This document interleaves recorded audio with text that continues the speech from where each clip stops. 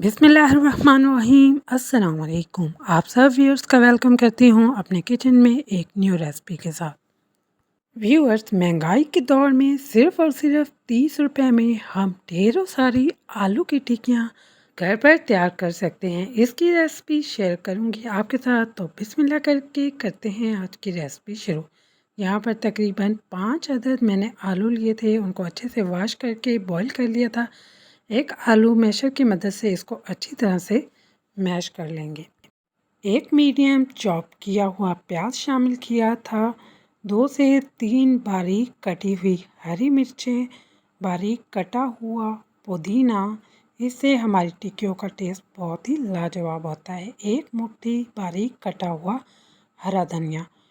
1.5 teaspoon मैंने इसमें नमक शामिल किया था, आप अपने टेस्ट के मुताबिक भी शामिल कर सकते हैं। 1.5 टीस्पून सूखा धनिया powder, 1 teaspoon red chili powder, 1 teaspoon chili flakes, 1 teaspoon black pepper, 1 teaspoon ज़ीरा पाउडर। इससे जो हमारी टिक्कियाँ होती हैं उसका जो टेस्ट होता है वो बहुत ही लाजवाब होता है। 1 टीस्पून हल्दी पाउडर। इन सब स्पाइसेस को हम अच्छी तरह से मिक्स कर लेंगे और यहाँ पर मैंने हाथों की मदद से इसको अच्छे से मिक्स कर लिया था। अब हम इसकी टिक्कियाँ रेडी कर लेंगे जो आप बाज़ार से लेकर बहुत शौक़ से खाते हैं। एक टिक्की 30 रुपए की मिलती है, हम घर में ही 30 रुपए से ढेरों सारी टिक्कियाँ घर पर रेडी कर सकते हैं, वो भी बग़ैर अंडा इस्तेमाल किए। जब तक मैं टिक्कियाँ रेडी कर रही हूँ, अगर चैनल पर न्यू हैं तो प्लीज़ चैनल को लाइक, शेयर और सब्सक्राइब ज़रूर कर लिया करें। यहाँ पर हमारी सारी टिक्कियाँ रेडी हो चुकी थी। अब यहाँ पर हम बेसन की लई रेडी कर लेंगे। यहाँ पर तकरीबन 1 कप मैंने बेसन लिया था और उसको अच्छे से छान लिया था। 1 टीस्पून ज़ीरा powder, 1 teaspoon chili flakes, half teaspoon सूखा धनिया पाउडर, 1 हल्दी पाउडर, 1 टीस्पून नमक और थोड़ा सा बारीक कटा हरा धनिया शामिल किया था, ताकि जो हमारी टिक्कियों का कलर है वो बहुत ही ज़बरदस्त आए। यहाँ पर तकरीबन हाफ़ कप मैंने पानी लिया था और हैंड विस्कर के साथ इसको अच्छी तरह से मिक्स कर लिया था। हमारे जो बैटर की मिकदार है वो इस तरह होनी चाहिए, ना ही तो ज़्यादा गाढ़ा होना चाहिए और ना ही ज़्यादा पतली।